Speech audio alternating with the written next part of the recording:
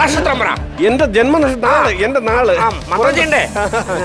അത് ഭരണിയാണ്. സാറിന്റെ ഇതുവരെ പൊട്ടിയ പടങ്ങളൊക്കെ മനസ്സിൽ ധ്യാനിച്ച് സാറ് കണ്ണടച്ച് നിൽക്കുക. ഞാനൊരു മന്ത്രം അങ്ങോട്ട് ചൊല്ലി ഈ മുട്ട അങ്ങോട്ട് തരാം. അയ്യോ എന്റെ പൊട്ടിയ പടങ്ങളൊന്നും എന്നെ ഓർമ്മിപ്പിക്കരുത്. ഞാനതൊന്നും ഓർക്കാൻ ആഗ്രഹിക്കുന്നില്ല. അത് ഓർക്കുമ്പോ തന്നെ എനിക്ക് ഓർക്കാനും വരികയാണ്. ഓർക്കാനും വന്ന് ഓർക്കുമ്പോ അപ്പൊ കണ്ട ഞങ്ങളുടെ അവസ്ഥ എന്തായിരിക്കും സാറേ? അങ്ങനെ പറയരുത്. ഇത് ഇവൻ മനഃപൂർവ്വം ആൾക്കാരെ വിട്ട് കൂവിച്ചതാണ്. സാറ് കണ്ണടച്ചിരുന്നു. ഞാനൊരു മന്ത്രം ഇപ്പൊ ചൊല്ലി തരാം.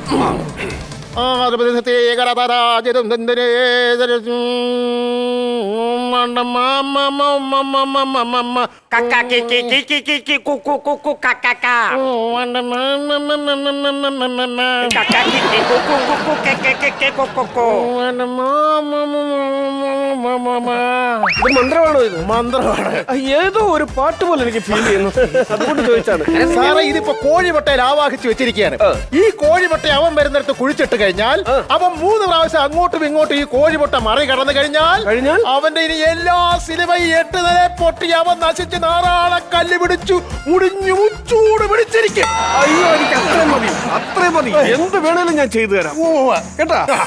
പിന്നെ ഒരു കാര്യം, ഈ ഒരു കാരണവശാലും ഈ മുട്ടയുടെ പിന്നിൽ ഞാനാണെന്ന് അറിയരുത്.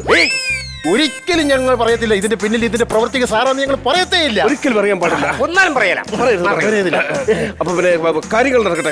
എല്ലാം കഴിഞ്ഞിട്ട് സാറിനെ വിളിക്കാം. ഞാൻ ആ കാറിലിരിക്കാം. ഓക്കെ. അപ്പൊ കാര്യങ്ങൾ നടക്കട്ടെ. ഗംഭീരമായിരിക്കണം. ഓക്കെ.